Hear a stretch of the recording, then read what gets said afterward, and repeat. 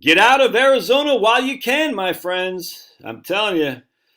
What always worried me when I lived there is looks like it's coming to fruition here shortly, and that's scary. In fact, the whole Southwest is, I think, is gonna be tough. Anyway, so don't forget, I'm not anti-Arizona at all. I met my wife and we got married in Cave Creek. All right, we had our first house in Arizona, 7th Street in Beardsley. First daughter was born at the Paradise Valley Hospital, so we're fond of Arizona. I hated the summertime, I'm not going to lie to you. My last speeding ticket was in Arizona, Tempe. That was in 2000, I think 2000.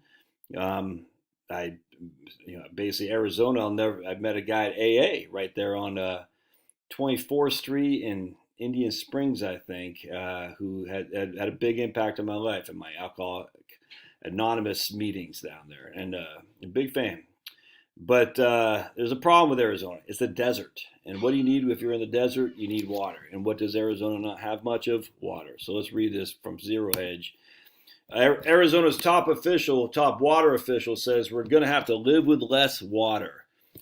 Following the U.S. Department of Interior's call to limit water deliveries from Lake Powell, Arizona's top water official warned of an impending water crisis that could affect the drinking water for millions of people. Maybe we get rid of the fluoride, huh? Let's do that first, because that's affecting the drinking water of millions of people for no benefit at all. This is really going to be a health and safety issue, says Tom Something, Arizona's Director of Water Resources. The health and safety of those who want to turn on the tap and have water, yeah. He said Arizona and other western states have until the end of the week to respond to an emergency request by the federal government to delay water deliveries from the Colorado River. Oh, my goodness. A move that hopefully allow more water to flow into Lake Powell. All right, again, we're going to delay water deliveries from the Colorado. I never thought this day would come, but I think we always knew this day was potentially out there, 100%, man. Lake Powell declined to 3,500 feet, the lowest level since the federal government dammed the Colorado River more than 5 decades ago. If Lake Powell drops below 3,490 feet, it could begin to inhibit the production of hydropower. Well, thankfully, we don't need it because solar and wind will take over, right?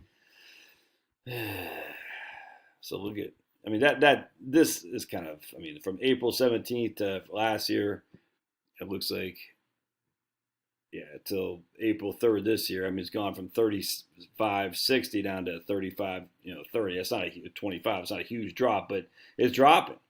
It's dropping.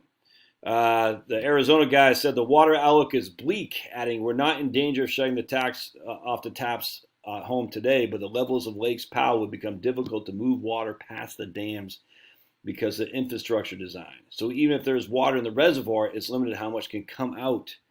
He said the goal is to keep water levels at Lake Powell high enough to continue operations of the dam to turn a turbine so you can have hydro electricity and supply water to Lake Mead. So there's Lake Mead, there's Lake Powell. Here's a good old Colorado River. Colorado River feeds what? Mexico, feeds Arizona, feeds Nevada. There's Lake Powell right there. I'm sure it feeds Utah. And certainly feeds California. With no end in sight, emergency action could be taken in the next few years to dramatically change how farms and households use water. He said the Colorado River doesn't have enough water for the 7 states in Mexico that rely on it. You hear that? 7 states in Mexico. 1, 2, 3, 4. Mexico, 5, 6, 7 right there. I guess 7, something like that. We're going to have to learn to live with less water.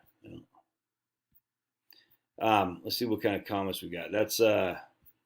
Oh, there we go. That's frightening, man. Water. I was talking to a guy who's a water expert in an urban town in the Southwest, and he's like, "Dudes, you don't understand." Well, you say it like that. I'm saying it like that, but he's like, this is an issue, man. You'll own nothing and be thirsty. Fire that guy in the Bureau of Reclamation. This has been a deliberate mismanagement of the Glen and Hoover dams for the past 20 years. And the Fed buys more mortgage-backed securities, booming, SF and apartment growth. Yeah, exactly. Booming apartment growth in these areas, overpriced with no water, and planning says this is smart growth. Planning says this is smart growth, or exactly. Boise, Idaho will have epic water wars. Yep. If we could only eliminate the illegals, they have plenty of water. Well, okay, that ain't happening. Uh, the America West has mega droughts lasting centuries. In fact, the weather has been uncharacteristically clement since Europeans arrived.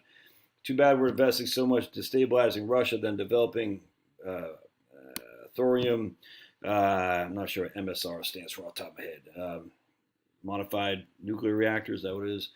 I don't know. Anyway, that's not good. And of course, then idiots in Arizona will freaking put grass in their backyards.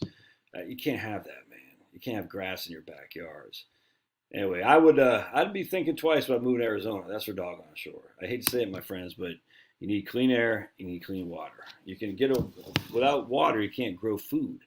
You know what I'm saying? So water is not just for keeping you hydrated, but you need food. Believe it or not, it's a thing called water that you run on your plants to grow your food.